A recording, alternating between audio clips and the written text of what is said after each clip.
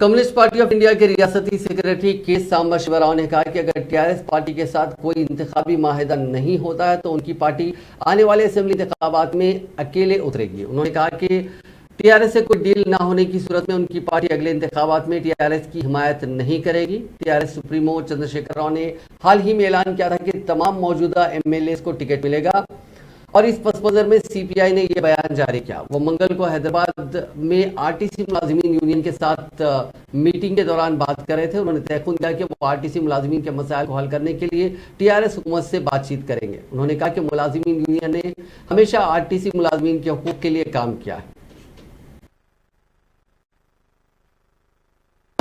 అనేక రాష్ట్రాలతో కూడినటువంటి దేశము అని మన రాజ్యాంగంలో ఫస్ట్ ఆర్టికల్ చెప్తారు.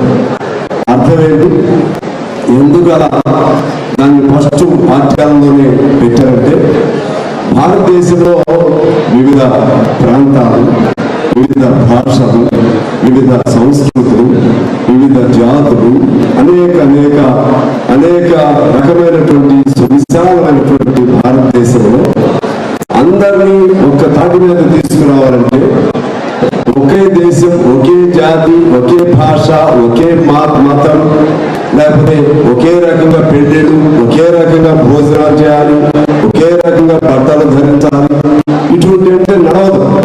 అందువలన ఆనాడు దాదాపు 5 సంవత్సరాల పాటు కాన్స్టిట్యూయెంట్ అసెంబ్లీ పేరుతో మన రాజ్యాంగాన్ని తయారు చేసేటువంటి పెద్దలు అన్నిటినీ పరిశీలన చేసి ఈ సిస్టమ్ కోఆపరేటివ్ ఫెడరలిజం సిస్టాన్ని మన భారత రాజ్యాంగానికి ప్రధాన సూచికగా తయారు చేశారు. అది ముఖ చిహ్నంగా అంటే కోఆపరేటివ్ అంటే సహకారం, ఫెడరలిజం అంటే సమాఖ్య, అంటే కేంద్రము రాష్ట్రాలు మధ్య సహకారం ఉంటే ఈ దేశం ముందుకెళ్తుంది.